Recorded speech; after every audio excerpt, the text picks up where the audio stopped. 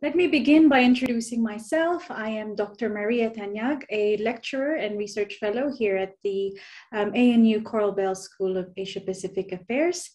I'd like to welcome you by acknowledging the land in which I'm joining you today.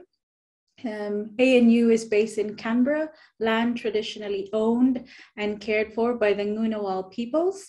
I pay my respect and gratitude to the first Australians on whose care and custodianship this land is able to flourish. We are all gathered here today on this important seminar, which is the Asia-Pacific Women in Asia-Pacific Security Research Seminar Series, which is the sixth of a series since 2020, jointly supported by the Graduate Research and Development Network for Asian Security and the ANU Gender Institute. This seminar series showcases the cutting-edge academic research of women in the fields of Asia-Pacific security, broadly defined, and serves as an international platform for strengthening academic exchange, feedback, and mentorship. And it is, of course, convened by Professor Evelyn Goh, who is unable to join us today, but is very much in spirit for the theme of this paper. Our speaker is Dr. Nicola Leveringhaus, lecturer in East Asian Security and International Relations at the Department of War Studies at King's College London. Dr. Leveringhaus specializes in nuclear weapons issues in Northeast Asia, especially related to China. She has lectured at Sheffield University and was a British Academy postdoctoral research fellow at the University of Oxford. She has been a senior visiting scholar at Tsinghua University and a pre-doctoral fellow at the James Martin Center for Non-Proliferation Studies. She holds an MPhil in Modern Chinese Studies and DPhil in International Relations from St. Anthony's College at Oxford. Her second book, China and Global Nuclear Order, From Estrangement to Active Engagement, was nominated for the 2017 ECPR Hedley Bull Prize. Without further ado, I'd like to officially welcome Dr. Nicola, but also before that, reminding everyone that while Dr. Nicola is presenting, please keep your microphones on mute. We will have a separate time for Q&A, and we will welcome those questions later. Please also be reminded that the seminar is recorded, and so please be guided accordingly. Over to you, Dr. Leveringhaus. Thank you very much, Maria, and thank you, Evelyn, Kian, as well, for the opportunity to be part of this fantastic seminar series. I'm going to share my screen with you. I don't usually use PowerPoint, but I'm going to use it today because this is a very new project. And I'm still very much sort of grappling with the different parts of the project. Today's presentation is a paper that I have written on the Chinese case, but the idea is to make this a much bigger and wider project. But I wanted to start with China, which is probably the case I know the best, given my background in this area. I came to the topic in a somewhat roundabout way, as you sometimes do with research. I was initially actually very interested in the period before nuclear weapons came onto the scene in Asia. So looking at the early 40s up until their use by the United States against Japan in 1945. And I wanted to look at, in the Chinese case, what the different parties in China at that time, because of course China back in the 1940s looked very different to the China it is today, looking at the different players in China and what they thought about the atomic bomb as it was emerging and development. And it was from that earlier project that I started to think more generally about nuclear pasts in Asia. And I came to realize that there's very little in the Asian security literature, very little in the international relations literature, very little even in the nuclear field that looks at Asia and its nuclear past. There have been a couple of books, but most of these tend to look at it from the US perspective, so sort of how US policy has evolved vis-a-vis nuclear weapons and the like in Asia, but not really a perspective that looks at it from the Asian states themselves. And so this is sort of what piqued my interest, and it's a project that I've sort of, as I say, this is a weird time to be looking at a new project because of COVID, so I haven't been able to sort of do everything I would have normally done. But it has made me, I guess, given me more time for thinking through the project and what I'd like to do with it. So the key goal, I guess, is to, on the one hand, give a systematic account, a comprehensive account of how eventually how Asian countries, and in particular East Asian countries, what they mean by nuclear commemoration and how they practice nuclear commemoration, right? When I say mean by, and I'll explain this in a minute, is how they define commemoration. Because actually there's very little academic literature on defining nuclear commemoration. There are lots of sort of ethical, political issues around how you define nuclear commemoration.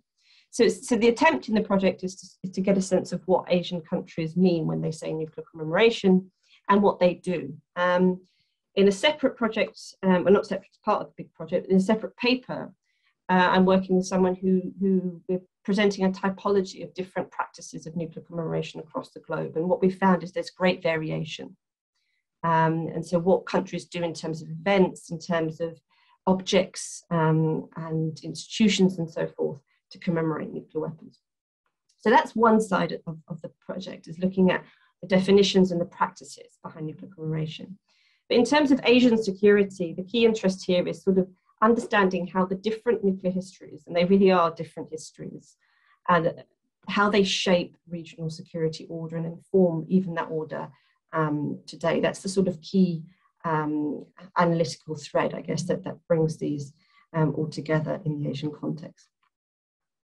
So as I mentioned, defining nuclear commemoration is actually quite a tricky thing to do. It's a slightly slippery concept, as many concepts often are.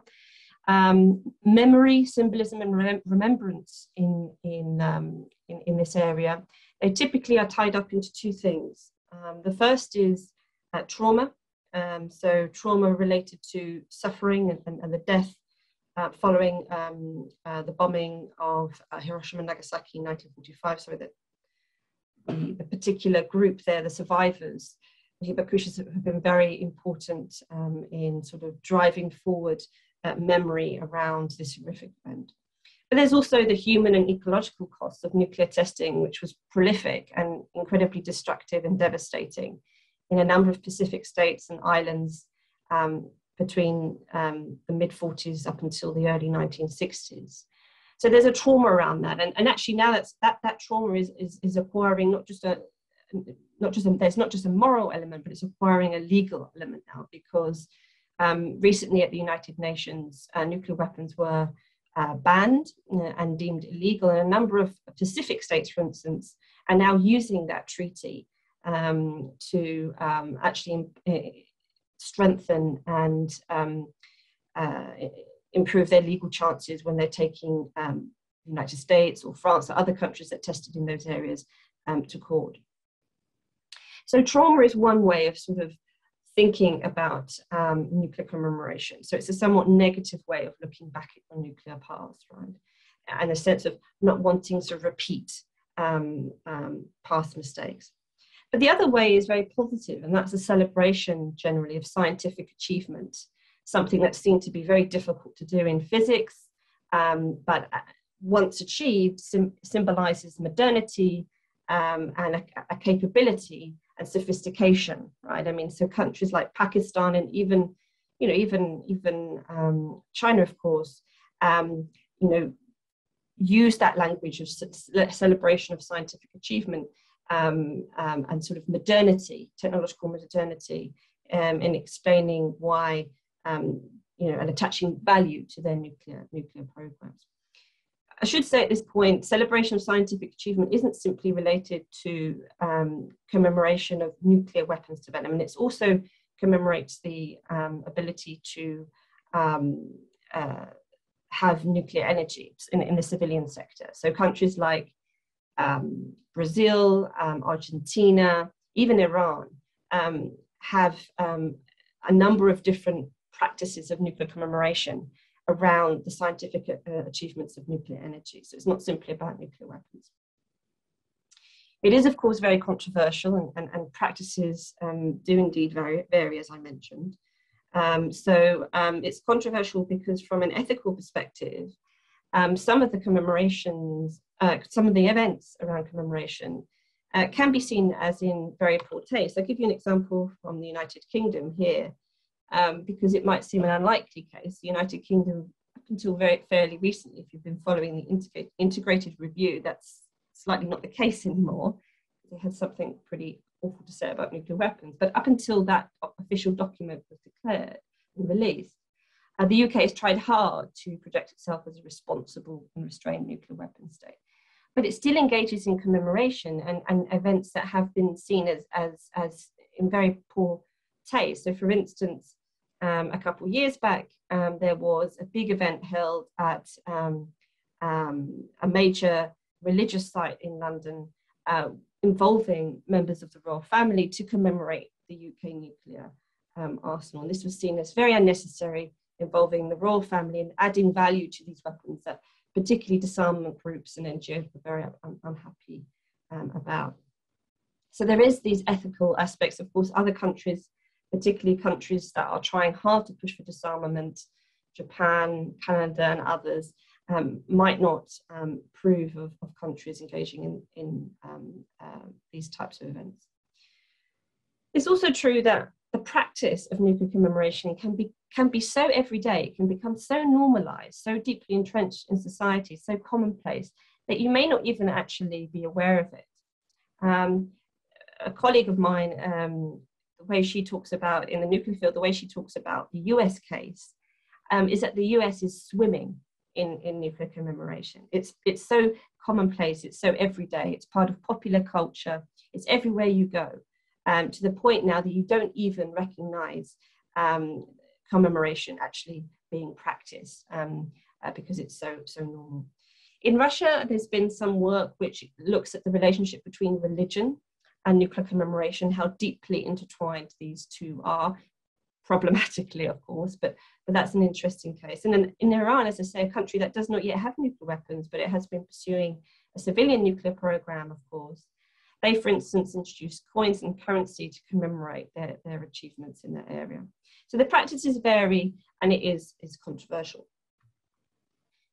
That takes me to the Chinese paper and the Chinese case. The Chinese case is interesting, not just because I'm interested in China, but it's because I think it's poorly understood in the sort of wider nuclear memory, nuclear remembrance area. It's potentially an outlier, given my work on comparing to other countries at the moment.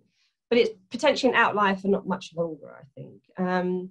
It's an outlier at the moment because unlike a number of other nuclear weapon states, China did not look back much at its nuclear past until fairly recently.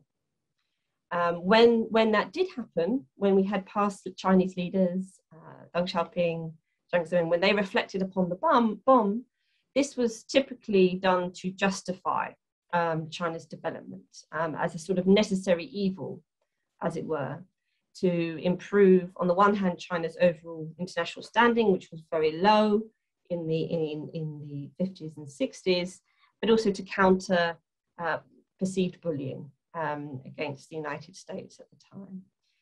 Deng Xiaoping, for instance, and he's not the only one, Jiang Zemin, for instance, says something similar.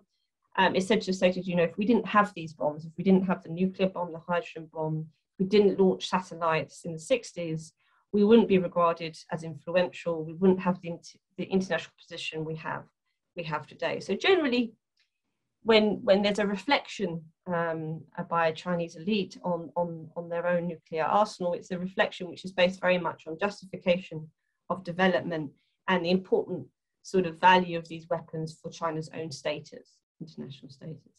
And that's generally where it kind of, it landed. It didn't go much deeper than that. Now, this starts to change in the late 1990s, and I think most people it's kind of flown under most people's radar because it's something that's been changing, very much at a domestic level. It's not something that China is communicating to the outside world. This is something that's being done very much internally through Chinese news, media, but also through specialist magazines. So one of the key sources for me in this project is sort of scientific journals, physics magazines, those kind of sources. And so it starts to change in the late 1990s. And what's interesting is that it quickly acquires a focal point or an area or a platform from which China can commemorate its nuclear past. And that's the Yanggang Ishii, which is a project, one of many, but it's a very important project that was launched in the late 1950s. And what happened in the 1990s, in the late 1990s, was a medal was created by Chinese elites to commemorate this project. And that's the example of the medal here that you can see. It's the first medal of this type. It was incredibly significant. I'll explain to you in a minute a bit more about it. But it's been given to a very small handful of Chinese nuclear scientists. The project that it commemorates three actual achievements. So the first is the testing of an atomic bomb on the 16th of October in '64. And of course, that's the time when China becomes a nuclear weapon state officially. The second is the hydrogen bomb test in '67. That second achievement is very important to China because it's almost more important than the first achievement, because China manages to test a hydrogen bomb in the quickest time, the shortest time ever, from the jumping from atomic to the hydrogen capability. That's a significant technological feat, and China manages that in record time at that point in time. And so for China, it only reinforces this sense of technological achievement and modernity. And the third achievement is an artificial satellite that China launched in 1970. Again, a very important technological achievement and sense for China of technological advancement. Now, the medal has 23 recipients. They're all scientists. Only 3 of them now remain alive. The 3 that are still alive, they're known as academic giants in China. And they include Wang Xiji. He's a former space technology expert, so crucial for that third achievement of the satellite. Sun Jiadong, who's a former ballistic missile and artificial satellite technology expert. And Zhou Guangzhao, who is a theoretical physics and particle physicist. Now, in terms of the other 20, I want to highlight 5. I'm not going to run down all of them, of course, but just to sort of quickly go back to my first page. This is on the title page. This is actually photos of the recipients of the award. Now, of the other 20 and the 5 that I want to highlight, these may, if you've been following this topic, you may recognize some of these names. The first is affectionately known as the nuclear commander, Chen Kaijia, and he oversaw the first nuclear test in the 1960s. And then there's the rocket king, Tian Xuexian. He passed away in 2009. A museum's been set up in his honor in 2011. Tian Sangqian, who's sort of the father of China's nuclear program. There are a number of different other fathers, but he's one of them. And Zhu Guangya, he's very famous and probably known to some of you. He was the leader of China's wider nuclear industry, and a special symposium was held in his honor in 2004. There's also another less well-known figure, Yu Min, and he is sort of the held up as sort of the father of the second achievement, testing in record time a hydrogen bomb in 1967. Yu is really interesting because he remained anonymous for many years until he died, and files became declassified around him. He won an additional honorary certificate that was given to him, and that's the highest award that can be given to a scientist, the State Supreme Science and Technology Award. Century, he might also be a name you've heard of. There was a fantastic book that was written about him and his story, in particular his early story. So he spent a lot of time in the United States, where he was a professor and where he worked in academia before he was pulled back to China to work on the strategic programs in China. And the story of that process and quite a harrowing one is fascinating, and Iris Chang's book is definitely worth a look at if you're interested in learning more. What's interesting about him is that he was a big brain, a big academic expert, and he was brought back to build in particular the sort of missile and space elements of China's strategic programs.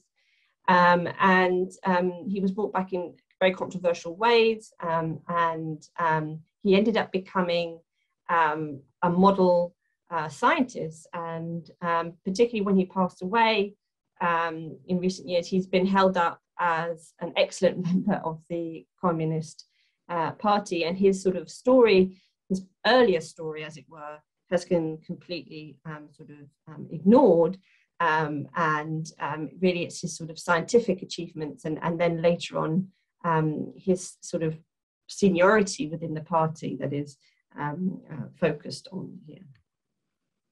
Under Xi Jinping, what we've seen is really more of the same, but much more of the same. So the medal that started in late 1990s, those kind of things have only proliferated, have only increased. So for instance, the Chinese Academy of Sciences built a museum to commemorate that project. It was located in a very significant place in the former rocket test base, and when the museum was put together, they identified even more researchers involved in that project beyond the 23 academic giants that were awarded the medal. And Xi Jinping himself has made it a major thing to locate more strategic scientists and researchers. So he started something called the Old Scientist Program, which is a national oral history database. And the goal is to preserve the record of key weapons scientists, and it's actually a competitive initiative. It involves different Chinese universities bidding for state funding to actually build that database and of scientists deemed that of strategic value to China's program. And Xi Jinping himself has made special mention of the 2 bombs, 1 satellite, saying in the past we tightened our belts, gritted our teeth, built the 2 bombs and a satellite. In the next step of tackling technology, we must cast aside illusions and rely on ourselves. And it's the last part of that quote, rely on ourselves, that I think is very telling about how Xi Jinping thinks about nuclear commemoration. And I think it explains why nuclear commemoration has remained quite selective and quite specific around that 2 bombs and 1 satellite. There hasn't been an attempt really to look at other projects and go beyond that. The focus has squarely been on Chinese nuclear scientists, not necessarily military strategists or politicians and elites. But by focusing on the 2 bombs, 1 satellite project, China is telling a story that is very much about self-reliance. It's a project that ran at a particular point in time when China was very isolated internationally. And no longer had the support of the Soviet Union. So it was very much a China-centric story of weapons development. And Xi Jinping has been quite careful to keep the focus on that program. And where it goes beyond that program, through things like the Old Scientist Program, the focus is squarely on scientists, as I say, rather than strategists or politicians. So that leads me to this other question of what's missing, because it seems to me, anyone who studies Chinese nuclear history, as I do, that there's a lot that's left out. Right? This is a very selective, a very narrow casting back, and it sidesteps that important Sino-Soviet cooperation that I just mentioned. It was significant cooperation in the nuclear field between 1950 and 59. It resulted in a number of technical accords. There is a debate in the literature about how far that cooperation went in terms of whether the Soviet Union ever offered to give China, for instance, a blueprint of a nuclear bomb, but we certainly know that a fair number of Chinese scientists spent time in the Soviet Union. Some may have even witnessed Soviet nuclear tests. And so there was a degree of cooperation. And one of the lead military strategists, well, not strategists, but one of the lead military people in the program, General Rongjian, he in his memoirs credits that cooperation between China and the Soviet Union as crucial. And that if China had not had that relationship with the Soviet Union in the 1950s, it would have taken China much, much longer. It would not have been able to have tested in 1964. It might have been many, many years later. So the focus in China on this, Yanggang Ishii project, the two bombs, one satellite project, is very, China CCP centric. And it's a story of self-reliance that is actually only half true when looking back at China's past. It doesn't include a discussion, of the political motivations for the project particularly, or of the fears and doubts within the party about what the bomb might mean for China's broader strategic thinking, for instance, around People's War, which, if you've studied People's War, you know that it de-emphasizes and devalues the role of technology and weaponry. It doesn't really look at the tensions that existed early on within the party, the Communist Party in China, around the bomb and the doubts. There was, serious issues around morale, particularly around the time of the Korean War. This is something that I've also been looking at. There were economic arguments against developing the bomb as well in China right into the 1970s. None of this is appreciated or taken into account in commemoration, of course.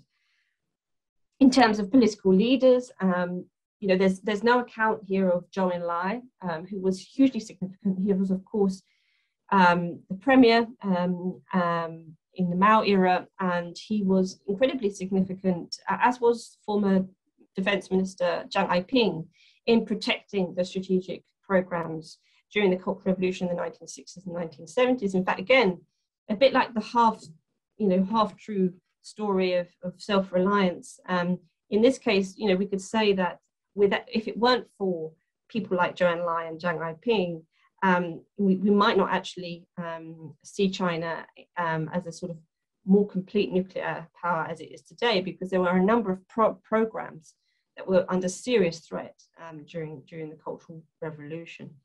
Certainly they were delayed significantly. And Zhou Enlai and Chiang Kai-shek did quite a bit to keep those programs hidden and protected from the chaos of the Cultural Revolution.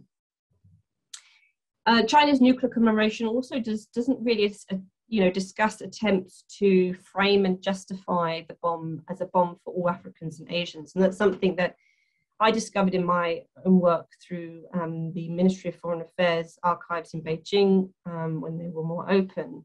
And there was a real attempt in China to sort of justify what it was doing in terms of nuclear weapons development as not just something for national security, right, to counter the perceived bullying from the United States, but actually what they were doing was they were doing it, they argued, for altruistic reasons to some extent, to say that actually our bomb is beneficial to Africans and Asian countries that don't have nuclear weapons. Not a form of a nuclear umbrella or extended nuclear deterrence, but a symbol that we're breaking a monopoly around nuclear weapons beyond the superpowers. And actually it's a good thing that we have this bomb. This is a bomb for more than just us. That framing and that justification, of course, it came at a time when China was heavily investing in so-called third world, Bandung movement and that and the like. And so it became tied up in that sort of narrative in Chinese foreign policy. That hasn't really been commemorated particularly, and that hasn't been picked up. It is missing from China's commemoration. So let me now turn to sort of, what does this all mean for regional security, international security?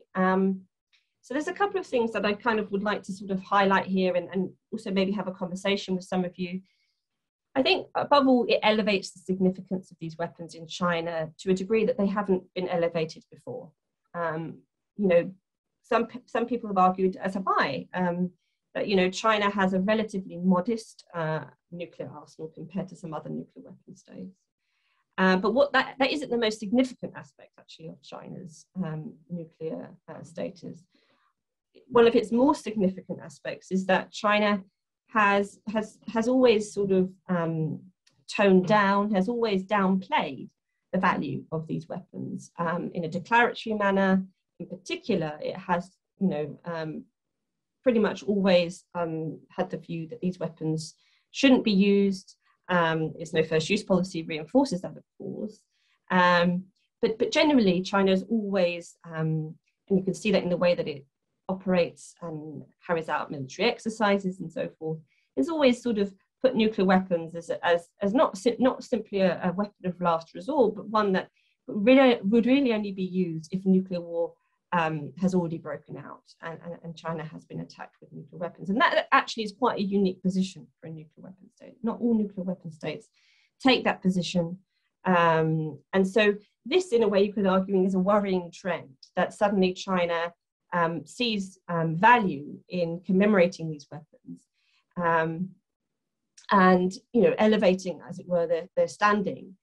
You could be cynical and say that in the era of Xi Jinping, when Xi talks more and more about Chinese strength, rejuvenation, and so forth, this elevates, talking about nuclear weapons, elevates that, and it reinforces a sense of greatness in China. And none of that, of course, is going to be comforting to China's neighbors in the region, particularly those that don't possess nuclear weapons but are instead under a nuclear umbrella. And so China may be creating security concerns already that existed, but exacerbating them in the region. I think, though, sort of the more visible cost is the fact that this form of commemoration is top down. It's directed by Chinese leaders. It's implemented by academics and think tanks in China through things like the Old Scientist Program. And what it is it's very much a force-fed form of commemoration, right? And that's not unique, by the way, among nuclear weapon states. I mean, as I say, in the United States, you could say it's so normal now. We don't, people in China, in the United States, don't even realize that they're being bombarded with commemorative practices and objects. But in China, that, as I say, is a relatively new phenomenon. And actually, Chinese public opinion around the bomb was always very uninformed, very poor, you could say. And what's happening in the last 10 to 20 years is actually the Chinese public opinion about the bomb has become sharper. It's become more invested and more aware. And that's not necessarily always a good thing. Actually, the UK, to take another example, for me, that's nearer home. The UK has a very limited sort of public space for discussing nuclear weapons. And in China, you start to see much more now interest in commemorative events. And that's not necessarily a good thing either. It reinforces, again, the value of these weapons. And that's not good for a number of things that could very much happen in the region. In particular, crises that break out between China and the United States, the prospect even eventually of arms control. These new sort of public interest, that's going to potentially add more pressure in these scenarios, whether it be in a negative sense, a crisis, or in a more positive sense, when China maybe one day sits down to debate and negotiate arms control with the United States and or Russia. That creates an added layer, as it were, of pressure on these leaders, and also an added elevated significance and value to these weapons that might be considered in a crisis or be up for discussion and negotiation in terms of arms control. So the implications for regional and international security, I think, at least in the area of public opinion, in the area of arms control, crisis management and disarmament, is actually quite a worrying and somewhat negative trend. Where from here? Well, I think the commemoration is still very much small in scale. It's top down, it's controlled. It's still very much focused around the Yanggang Ishii project. It's very selective. It wants to tell a particular story, a story that doesn't give credit to others, but gives credit very much to China. It's not a distortion of history, but it's very much an oversimplification and partial history. It's not yet normalized, but my view is that probably that's just a matter of time, given the amount of focus and money Xi Jinping has been attaching to this issue. And I think it's not just about Xi Jinping, of course, looking back to China's nuclear past, but also, of course, because under Xi Jinping, China is now the most powerful nuclear weapon state it has ever been. Again, this is a somewhat different story to other nuclear weapon states. Many other nuclear weapon states have actually gone through a different sort of development in the sense that many built up their nuclear arsenals to vast numbers in the Cold War and then some of them have reduced down. China's always had a relatively small arsenal, and it's now actually bigger than it's ever been. It still isn't reached the heights of, say, the United States or Russia. I mean, those are thousands of nuclear weapons. China has around 300. But it is still a very big, it's still modernizing. And this year, for instance, again, if you've been following the news, you'll know that satellite imagery has just discovered 3 new sites in China where they've built potentially around 200 or more silos for missiles. So silos are sort of holes in the ground, reinforced holes in the ground where you stick your intercontinental ballistic missile, those missiles that can reach the United States.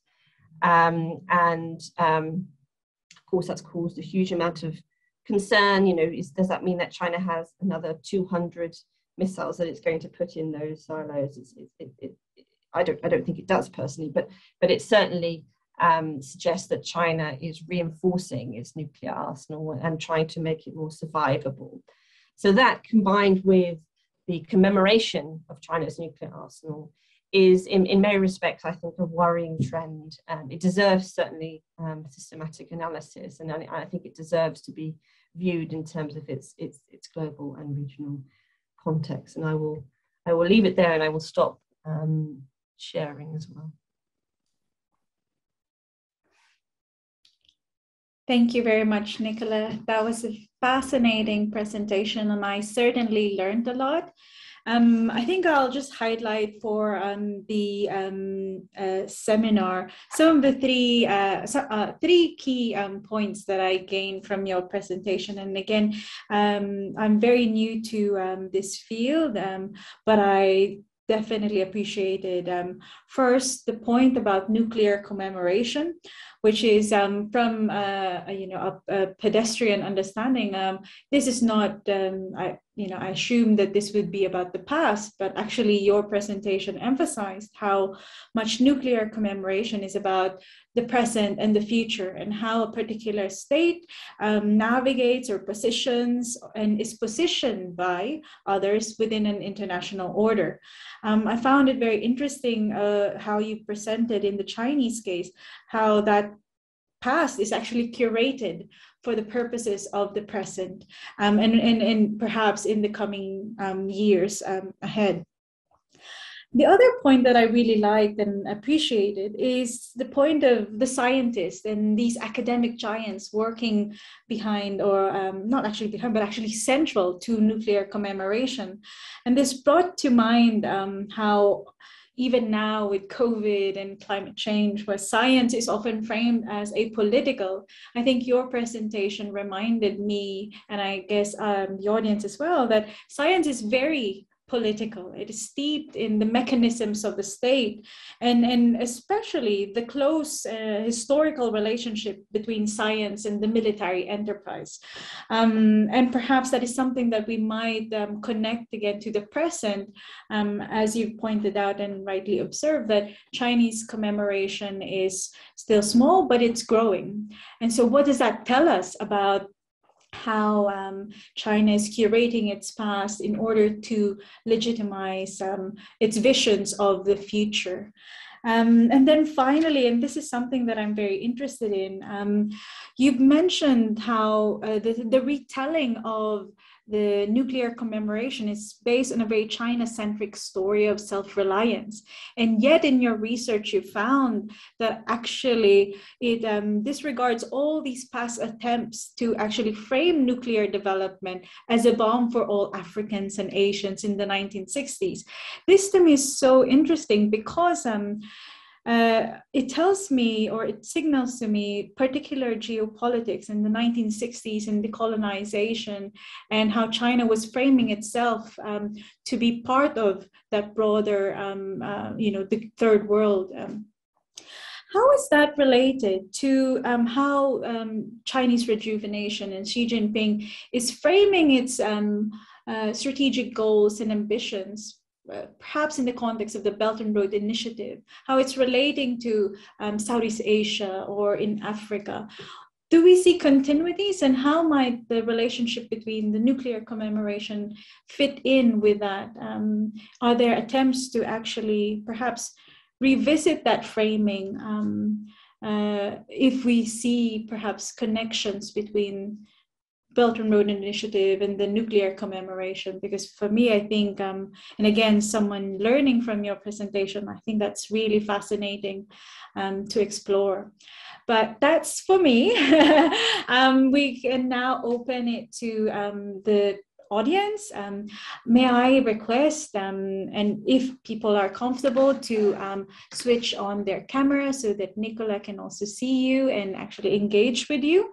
We will take questions in perhaps in series. I saw a question on the chat, which we could perhaps start with that. But if have a look at the participants, if there are questions already. Okay, people are, I guess, formulating questions. Shall we start with the first question on the chat, Nicola? This is from Tanya. Tanya, would you like for me to read your question, or would you be happy to pose the question directly? I'd be happy to ask Nicola. That was so interesting. I'm really sorry I joined late because I was so interested in everything you said. But I was really interested in the last thing in particular, where you were talking about rising public interest in nuclear weapons in China. There's been a fair amount of trying to keep everything under wraps in all of the nuclear weapon states, as you said, and not just in the nuclear weapon states, but actually also in the allies of the US as well, in those states that have a nuclear umbrella, as it were. There hasn't been a great deal of public debate, except among experts, really, and officials and politicians. And outside of quite a small network, there isn't very much interest, and that does seem to be changing. And it's interesting that you say it's changing in China.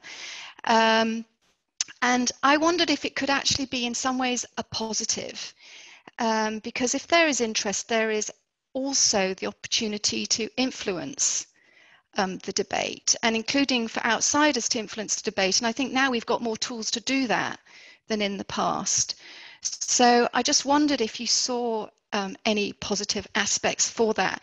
And in particular, thinking about arms control and the future of arms control, and the fact that there has been so little experience of arms control, of dealing with arms control in China, and very little interest. And actually,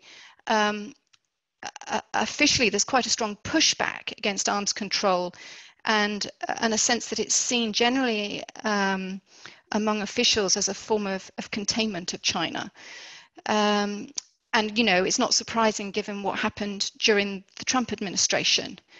But anyway, going back to the question, do you see any positive aspects, and how could we all sort of try and engage?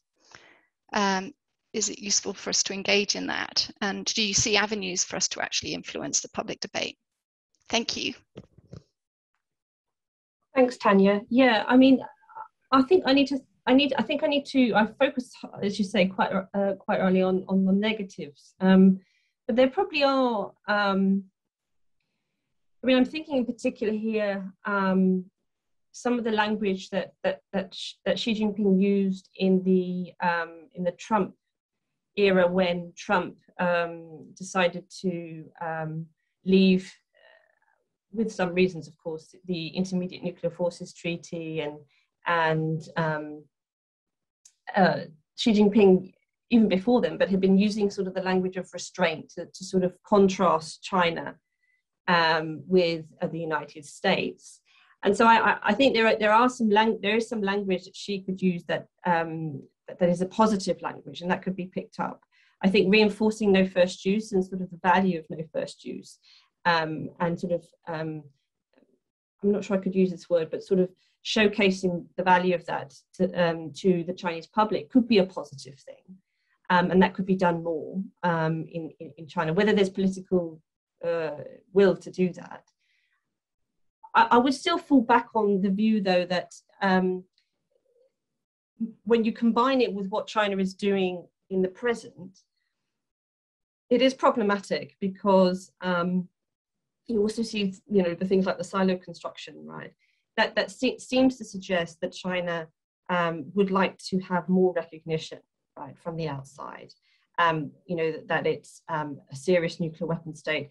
You know, you will know as well, you know, the debates around recognition of mutual vulnerability, right, with the United States. I mean, I think that's very problematic. And I think if that idea gets thrown around at a public level in China, it could gain some currency and some interest, and that would be problematic in an arms control context. I think it would, you know, it would force both the United States and China into an entirely different nuclear relationship, you know, based on sort of, you know, trying to meet a certain level of multiple vulnerability in the future. So I think there are some positives that probably I don't really give enough ground to, but I think there are also some negatives. On the outsiders who could influence, I think it's true, but I also think that actually within China itself, the insiders who can influence have been squeezed under Xi Jinping. And so ironically, these are the very scientists that are, you know, honored and sort of elevated in status. You know, these are some of the scientists that are alive today. They're being squeezed and stifled. You know, as you probably already know, and others may know, that, you know, the Chinese thinking around the bomb has always been led by scientists, genuinely, and that's still true today. But there is more control internally on that debate, and so that, I think, is again a slightly worrying trend. So, but I agree with you. There could be a flip side to this. I think the other thing as well, of course, is that in the academic literature, it's up for grabs, isn't it? It's debated the extent to which foreign policy, the extent to which public opinion shapes and adds pressure to foreign policy. There are some areas where it's proved that it hasn't had the case. Maria, can I just respond to a couple of your thoughts as well, because also they did provoke some thoughts that were very interesting, and in particular around the what you said about the Asian and African angle, which is very poorly understood and not very well known about China's nuclear program. I think to link it also to what Tanya was saying about looking at the positive side of this for public opinion is that, again, if China wants to expand its commemoration and it wants to expand it in a more positive light, where it could actually make things somewhat easier for China to enter into arms control and to do things that it isn't doing in a more positive fashion around nuclear arms reduction and threat reduction.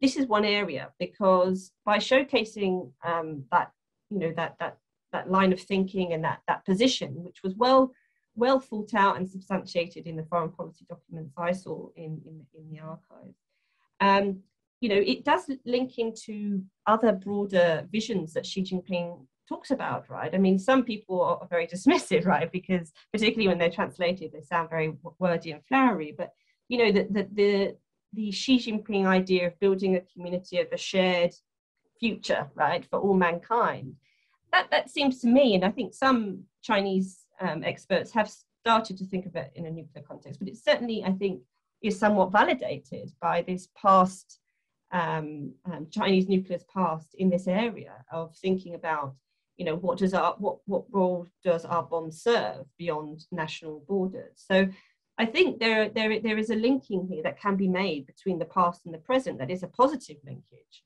that may make, actually, to go back to Tanya's point, it may make the Chinese government's life easier in terms of rationalizing and justifying entering into things like arms control, or maybe not arms control, but negotiations of some sort that didn't exist before in terms of managing threats around nuclear weapons.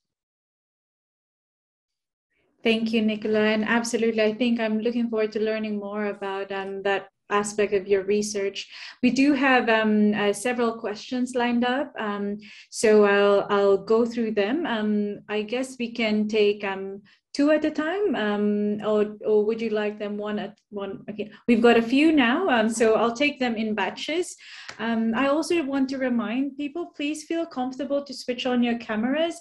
I know we're in a weird time with evening here in Australia and perhaps early morning in some places, but please do feel free to switch on. The next question is from Professor Rosemary Foot. I'm not sure if you would want me to read this, or would you like to post a question? I know others have sent their questions with a specific request that I read them. But Professor Foot, would you like to read it or raise your question directly? Yes, if I could raise it directly. In part, Nicola, this is a fantastic project, by the way. I'm really excited by it. And I have lots of questions, as you can see. But I was thinking in your remarks just now, actually, about some of the tensions in Chinese foreign policy under Xi Jinping that it actually generates. You know, this sort of whole idea of, as you rightly said, you know, in the what's missing section, it says something about the neglect of the Asian and African world in the what's missing section. You know, the idea that this wasn't just for Chinese, it was for others, and that tension is clear in the idea that China is in some senses, you know, a brother and supporter of the African and Asian world and so on. And of course, many in that world would be against the idea of the modernization and expansion of a nuclear weapons program. The other tension, of course, is with China, the China-Russia relationship, which is so close under Xi Jinping, and you know, this sort of comprehensive strategic partnership, and yet this neglect of the Soviet role in that weapons program. I'd be very interested in knowing actually how Russian scholars are thinking about this, if they have noticed it, if they have actually commented on it. And then just to go to my specific questions that I've listed in the chat, and I'll just pick a couple of them. I may have missed this, but you talked about the change in the late 1990s, and I wondered what we should pin that to. Maybe I missed it, Nicola. If so, I apologize. But if you could just say why the late 1990s were such an important turning point.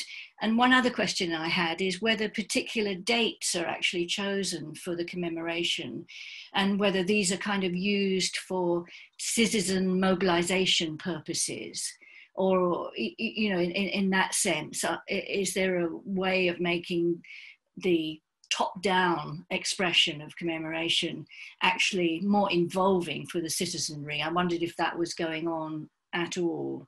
And I'll leave it there because I've said enough and there's lots of others that want to come in, but thanks very much for that.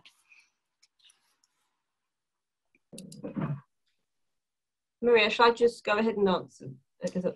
Thanks, Rosemary. You're right, I didn't explain. I do in the paper why the late 1990s. I decided not to do that to shorten the presentation today. There's a couple of reasons. And the first is simply that the 23 scientists, for instance, that are commemorated, many of them started to pass away. And on the one hand, you could say this was a sort of a sense that now was the time to honour them, but also I think it was a safe time to honour many of these. So to go back to one of them that I mentioned, Chen Shuixian, right, that he was the one who has the book about him, and he was very famous. He had a very controversial early story to his life. When he passed, it was, so I think that was in 2005, somebody can correct me, but there was a real fear that when he would pass, that his memoirs, that he had been writing memoirs, and that these would be published. Actually, there hasn't, nothing has emerged to my knowledge, but there was a real fear that certain things might come to light. And so in a way, you could say this was an attempt to get ahead of that, and to do safe history by waiting for many passing away. I think also there was a sense of losing history. So a number of Chinese sites, so for instance, shelters and the like, they had started to become derelict. They had been converted into shopping malls, tourist sites, and there was a sense that the sort of that something was getting lost by this point in time in the 1990s. So I think there's a sense of sort of making sure that doesn't slip, that there's a record of it. The third thing I would say is that, yes, there are specific significant dates here. So some of them reflect, you know, a 50-year anniversary, or, you know, some of them are very much, you know, to do with the dates themselves. Under Xi, though, I think sort of it's very much in terms of it's safe ground to focus on certain scientists now, and to sort of develop that. And there is an element of mobilization. I don't really pick up on it. I think I should think more about that, because the old scientist program that Xi is funding, or not himself personally, but has put together, you know, there's a real degree of mobilization in universities, huge competition and interest. You know, this is seen as a great career advancement as well for some. So there is a mobilizing element there. And of course, universities have become incredibly squeezed and politicized, right, under Xi Jinping. So that's an interesting aspect. On the tensions, very briefly, yes, I think I don't bring those tensions out very clearly. So that's something I'm going to think through. And on the China-Russia side, well, having spoken to friends who are Russian, you know, experts on Russian nuclear matters, it's gone relatively unnoticed. And in general, Russia doesn't give many opinions about China on the nuclear side. And of course, it may also be that you know, that history of Chinese-Soviet nuclear relationship, that cooperation was very complicated, right? I mean, it wasn't simply that, you know, the Soviet Union was happy to help China. It's also true that, you know, revisionist history in China now suggests that actually the Soviets were trying to constrain and contain China's development at certain points in time. And in fact, when that relationship broke down, of course, the Soviet Union were not happy with China developing bombs. The reason, for instance, one of the reasons why they didn't help North Korea with the bomb was because they didn't want information to be passed across the border to China. So that relationship and that history, and it might very well be that Russia doesn't want to open that kind of worms though I don't know. But it might also be it just simply doesn't have the interest in doing so. But thanks, Rosemary. Professor Rosemary, did you want to add another point? No. I just wanted to thank Nicola. That's great. Thank you. Excellent. Thank you. Yes, all very fascinating. And we've got a few more questions. So I'll start with Gradnas. This is from the Graduate Research and Development Network for Asian Security. So the question, Nicola, for you is, have you found any political use by Beijing today of the fact that the US contemplated preemptively destroying the PRC's nascent nuclear weapons capability in 1964 and even approached Moscow to discuss the possibility of a joint strike? That's the question. Thank you. That's very true. The Americans approached the Soviets, and then actually the Soviets also approached the Americans. So it wasn't just the Americans. Fortunately, it never happened on both accounts. I think the question is whether there's any contemporary political use. Is that right? No, I mean, I would say not specific to these particular events. I think there is particularly strong archival support for the American contemplation, less archival support for the Soviet one. The Soviet archives are getting better apparently, so that may change, but I'm not. It's not something I'm working on. But more broadly, I mean, China has, not so much today, but for quite some time talked about how it lived under a shadow of nuclear threats, right? These included other threats, for instance, during the Korean War, Vietnam War. And so that sort of is tied up into that language of we know what it's like to be threatened with nuclear weapons in a way that perhaps other countries haven't, right? And so that's as far as it's ever been taken politically in terms of its use. I think it would be very problematic if China were to start to do that. I think there would be, that would make things like arms control and other things, quite hard. But of course, I'm not saying China couldn't do that, but I think it would be diplomatically very problematic if it went further. And it's a good question to bring that up. Thank you. The next one is from Bill Richardson, and I'll read his question as well. So thanking you as well, Nicola, for such a rich presentation. If we say that posturing is a natural phenomenon that hopefully discourages hostilities, do you have any thoughts on what healthy posturing would look like for any of nuclear states or potentials? Thanks, Bill. Yeah, I think actually now is an excellent time to think about that question, particularly when a lot of people, very intelligent people in the nuclear field, outside the nuclear field, are trying to be quite creative about thinking about different forms of arms control in the future beyond the United States and Russia. Some brilliant minds thinking through that, and I think one way of approaching it is to exactly do that, to think about what's healthy posturing, I've argued for a long time that I think actually China has done some fairly positive things compared to other nuclear weapon states. I think its championing of no first use actually is, whether you consider it valid or not strategically and from a military perspective in the context of crisis, is somewhat irrelevant from my perspective and my view.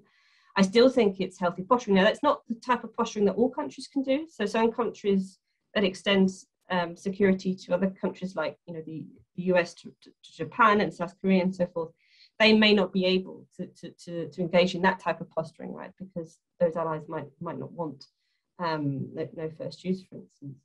But I think there is healthy posturing. I think or at least put it the other way around, we know what is negative posturing. Things like removing caps on warhead development, talking about first strike scenarios, particularly talking about removing yourself from arms control. And we know what negative posturing looks like, and I think thinking through what is unhealthy can be just as beneficial as thinking through what's healthy. I think also it's time, just as it's time now, to think about different forms of arms control and how they might not be treaty type arms control that we saw during the Cold War, SALT and INF and all those different arrangements. I think we also need to think about what does restraint look like today, and also an appreciation of what may be healthy domestically might not be healthy regionally and internationally. So I've long argued, together with a colleague of mine, Kate Sullivan de Estrada, that the restraint that, for instance, India and China display, is a restraint that's very much directed inwardly and domestically, and does have some positive and healthy benefits domestically, but obviously that might not travel well outside of those two countries. So I think it's really, really important question to start to think a bit more seriously about healthy posturing. That's a good question. And doing, as I should, sorry, just to say, and doing commemoration right, or maybe not that way, but doing commemoration carefully is an aspect of that, of course. Wonderful. I think we've got a question as well from Courtney Fung. Again, thanking you for a very wonderful presentation. Nicola, could you share more about the comparative implications of your project findings so far? For example, how commemoration of other militarized domains compares to this nuclear space in China's context? So the comparative implications of your projects, in particular in other militarized domains. Great question, Courtney. Thank you. So, do you mean within China? So space, air, navy. I mean, if that's what you mean, yes, that's a fascinating. Yeah, that's a fascinating angle that I haven't thought about sort of developing just yet. I have some sort of brief thoughts that I think could be worthy of more exploration for me. Because China's very own decision to focus on Yanggang Ishii is already telling. So I'm just going to, because it is focused on these three achievements, right? And they're not in order of priority for China, right? I mentioned how the first was the atomic bomb, and if you know a bit about nuclear weapons, atomic bombs, as horrifying as they are, they're not technologically that advanced. They're very crude. It's really the hydrogen bomb, as I say, that is a technological feat and achievement and harder to do. So the second achievement, the hydrogen bomb in '67, is sort of a major thing. And then the third is the satellite, right? And actually the third is sort of representative of a much broader commemoration of China's space achievements. And if I'm starting to rank or compare, I would say that it's the third of these, the satellite, that actually probably gets more attention than the first two, because China's space program has huge social, political value in China, and that is getting huge amount of attention. And of course, even historically, China's decision to develop the bomb in order to rationalize it and defend it against those that were saying it's too much money and so forth. The importance of developing a space angle and a satellite was important. Sort of the wider space industries that would be developed was important back then. So it's true that this commemoration today is very much focused on elevating the space aspect, but it's also true historically that was important to keep the nuclear program online and to continue it. So if I was saying in terms of domains, nuclear is the commemoration of nuclear is actually below domains like the space domain, and that's true in the present as well, of course, as well. There aren't the constraints that the declaratory constraints that also exist around nuclear that in the space domain. Other domains, well, it's interesting. I think I need to do a bit more research, but if you think about the Navy, you know, up until probably, again, the 1990s or late 1980s maybe, you know, there has been sort of, there have been certain champions for the Navy, but they haven't been able to get their voice heard, right?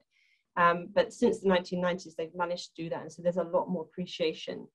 The Air Force, that's traditionally always been on the back foot in China, and of course the Land Army as well. But it would be an interesting exercise to think through. But on the top of my head, I need to say the space program is that which is commemorated more than the nuclear. But that's a fascinating angle. Thanks, Courtney.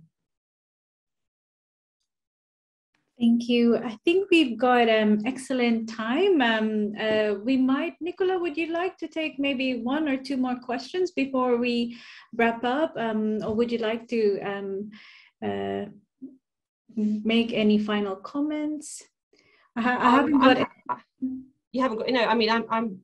If there aren't any more questions, I'm happy to answer more questions. This has been a fantastic opportunity for me, because the project is still very much in its early days, and I have sort of all of you have already given me so many different ways of thinking about it. I see one has come up actually. Is there one? I actually do have a follow-up question, if I may abuse my chairing role.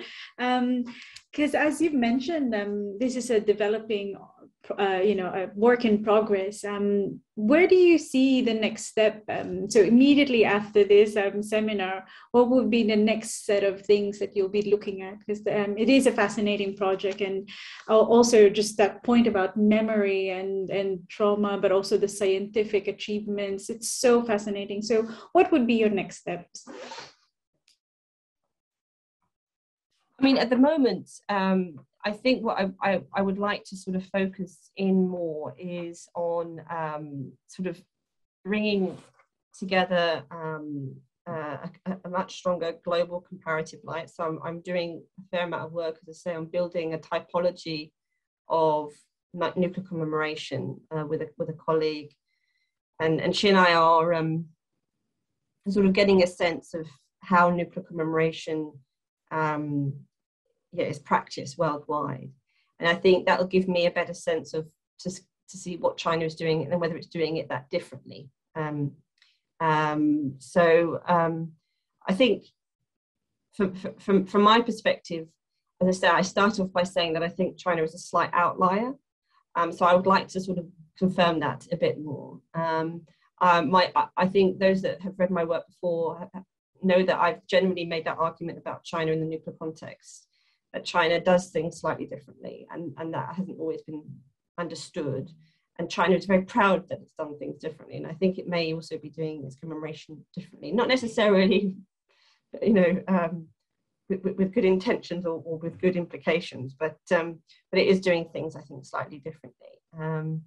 And so, I mean, just to bring it round to sort of the more regional, I mean, the ultimate goal would be to compare to other Asian states, right, and how they engage in commemoration. You know, I started talking about where all the conversations around this should start, which is, of course, around the bombings of Hiroshima and Nagasaki, and of course, you know, the very concept of nuclear memory must revolve around, you know, their one and hope, the only time then hope they will ever be used. But I think the story is much bigger than that in Asia. And I think Asia's sort of position in global nuclear history is notoriously underappreciated, right? It's not just simply the US decided to use these weapons and once it used them, it believed that these weapons ended the war in the Pacific. That's hugely contested in Asia, right? There are many other factors that were said to be at play. And of course, also the stories that each state says about these weapons, right? And the fact that many of these countries, you know, decided to develop nuclear weapons at many points in time, right, in Asia, and attach very different value. A lot of these countries attached huge scientific value to civilian programs, and that's true also in North Korea. Again, it's not well understood that North Korea wanted the energy first, the bomb second, right? So, so I think there's a lot of stories to tell about the Asian region and its nuclear past that aren't well known. And I think if we understand those stories and we have a better sense of those stories, we might also understand a little bit more what they think about these things today, right? Particularly if we're trying to bring them on board for potentially more ambitious things like arms control. And particularly because some countries are now revisiting the past, like China. So I guess that's my next step, is to sort of, and also to get funding eventually for some of these things as well. It really is a pleasure to have chaired and presided over our seminar today. I'd like to thank you and wish you all the best in your next steps. They all sound really amazing, and I particularly like the coming back to the regional point, because I was reminded of the failed nuclear project in the Philippines as well, of setting up under a dictatorship, and so I'm very interested. Perhaps there might be stories to tell there too. I'd like to thank our audience for joining us. I do remind you that we have more seminars coming up as part of the seminar series. The next one is scheduled on the 23rd of September, 11 a.m. Canberra time. Our speaker would be Miss Curie Park from the University of Southern California. Her paper, her presentation is entitled Evolution of Security Cooperation Network in the Asia Pacific, China's Rise in Joint Military Exercises. We hope we'd see you again at that time, and hope that you continue to support this amazing seminar series. On behalf of Professor Evelyn Goh, again, a big thank you. Nicola, all the best, and I can conclude our seminar now. Have a good night or have a good morning. We'll see you soon. Bye-bye.